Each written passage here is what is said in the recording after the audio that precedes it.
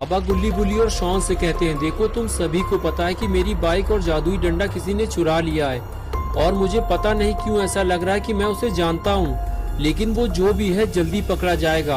मुझे तो डर इस बात का है कि कहीं वो जादुई डंडे के राज न जानता हो, वरना तबाही मचेगी और ऐसी तबाही की तुम लोग सोच भी नहीं सकते। तभी शॉन ने कहा, बाबा अगर आपको पता चला किसने चुराया है तो आप उसे माफ कर देंगे क्या? बाबा ने कहा, नहीं, उसे चोरी करने की सजा मिलेगी। गरम तेल में उसे तला जाएगा, वो भी बेसन लगाकर, और फिर कुत्तों को खिला दिया जाएगा। बाबा की ये बात सुनकर शॉन डर गया। अब उसे समझ में नहीं आ रहा कि क्या किया जाए।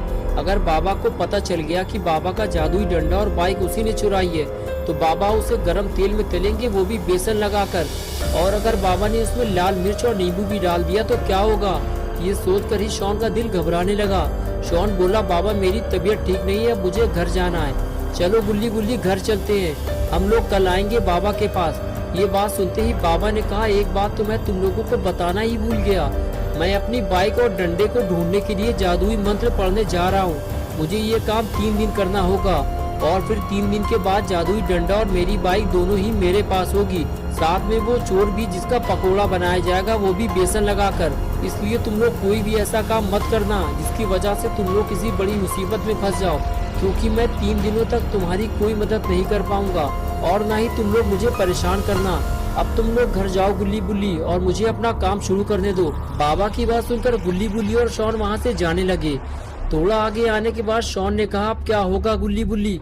बाबा को मेरे बारे में सब पता चल जाएगा और फिर बाबा मेरा क्या हाल करेंगे?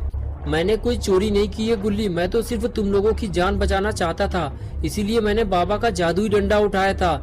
लेकिन जब मैं उसे वापस रखने के लिए आ रहा था तो किसी ने मेरे ऊपर पीछे से वार किया और मैं बाइक से नीचे गिरकर बेहोश हो गया। फिर मुझे नहीं पता कि आगे क्या हुआ, लेकिन फिर भी सारा इल्जाम तो मुझ पर ही आएगा, सजा भी बस मुझे ही मिलेगी। बुल्ली ने कहा, डरो मत शॉन, हम लोग हैं ना तुम्हारे साथ, तुम्हें कुछ नहीं होगा। हम बाबा को कुछ में जल्दी बाइक और डंडे को ढूंढना होगा। एक बार दोनों चीज मिल जाएंगी तो सब कुछ ठीक हो जाएगा। बुल्ली बोला, हाँ शॉन, बुल्ली सही कह रहा है, हमारे पास अभी 3 दिन का टाइम है। हमें 3 दिन से पहले दोनों चीजें ढूंढ निकालनी है और बाबा को लाकर देनी है। इससे बाबा भी खुश हो जाएंगे और उन्हें कुछ पता नहीं चलेगा। शॉन ने कहा, लेकिन बुल्ली ये सब होगा कैसे? ये इतना भी आसान नहीं होने वाला जितना कि तुम समझ रहे हो। बुल्ली ने कहा, हाँ शॉन, ये आसान नहीं होगा, लेकिन हमें पता लगाना ही होगा कि बाबा का जादुई डंडा किसके पास है, क्योंकि हम सब इसमें फंसे हुए हैं। हम सच जानते हैं लेकिन फिर भी बाबा से छुपा रहे हैं। चलो अब जल्दी गाड़ी में बैठो, घर चलकर हम सबको मिलकर प्लान तैयार करना होगा। और फिर तीनों गाड़ी में बैठकर घर की तरफ जाने लगे। शॉन की उल्टी गिनती अब शुरू हो चुकी है, क्योंकि बाबा ने जादुई मंत्र पढ़ना शुरू कर दिया है। अगर गुल्ली बुल्ली और शॉन सही वक्त पर जादुई डंडा और बाइक नहीं ढूंढ पाए तो शॉन पकड़ा जाएगा और साथ में गुल्ली बुल्ली भी। लेकिन बुल्ली ने अचानक गाड़ी क्यों रोक दी? ये तो रॉड है, लेकिन ये यहाँ क्या कर रहा है, वो भी पलटे हुए ट्रक के पास। गुल्ली बुल्ली और शॉन तीनों रॉड के पास जाने लगते हैं। तभी गुल्ली कहता है कि तुम लोग यहीं रुको, मैं इसका तबला बजाऊंगा। और फिर गुल्ली आगे बढ़कर रॉड के टकली मार देता है। ये देखकर गुल्ली और शॉन को भी मजा आ जाता है। कुछ देर के लिए तो सारा माहौल ही बदल जाता है। गुल्ली बुल्ली और शॉन अपना सारा दुख दर्द भूल जाते हैं। तभी रॉड कहता है कि तुम लोग आज बहुत खुश लग रहे हो, लगता है किसी पार्टी से आ रहे हो। बुल्ली कहता है, नहीं रॉड, ऐसा नहीं है, हम लोग एक बड़ी मुसीबत में फंसे हुए हैं। बाबा लंगोटी लाल की बाइक और डंडा चोरी हो गया है, आया था हमें बचाने के लिए, वो भी बिना बाबा से पूछे। लेकिन जब ये उसे वापस रखने जा रहा था तभी किसी ने रास्ते में इसे डंडा मारकर बेहोश कर दिया। फिर बाइक और डंडा छीन लिया गया। रॉड ने कहा, इसमें डरने की कोई बात नहीं है, मेरे पास दादाजी का एक पुराना डंडा रखा हुआ है, मैं तुम्हें उसे दे दूंगा और तुम बाबा को दे देना, बस तुम्हारी टेंशन खत्म। गुल्ली ने कहा, हमें किसी अगलू पगलू आदमी का डंडा नहीं चाहिए रॉड, वो बाबा का जादुई डंडा था, अगर वो किसी गलत आदमी के हाथ लग गया तो न जाने क्या होगा।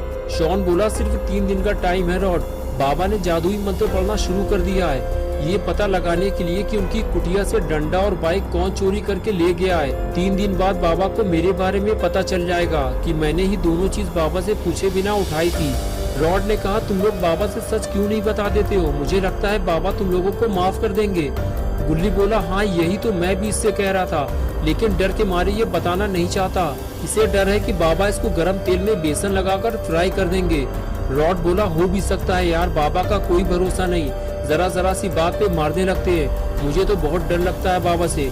तभी बुल्ली ने कहा, लेकिन रॉड तुमने ये तो बताया ही नहीं कि तुम इतनी रात में यहाँ क्या कर रहे हो। रॉड बोला, इधर से जाते हुए मुझे ये पलटा हुआ ट्रक दिखाई दिया तो मुझे लगा कि किसी का एक्सीडेंट हुआ है, इसीलिए मैं रुककर ये देखने लगा और देखते ही मैं पहचान गया, ये ट्रक तो ग्रैंडपा चलाते हैं। रॉड की बात सुनते ही गुल्ली और शॉन के होश उड़ गए। शॉन ने कहा, इसका मतलब कि ये सारा काम ग्रैंडपा का है और यहाँ कोई एक्सीडेंट नहीं हुआ है रॉड, ये ट्रक तो बाबा ने पलटाया है। शॉन और रॉड आपस में बात कर ही रहे होते हैं, तभी खूनी पिग वहाँ आ जाता है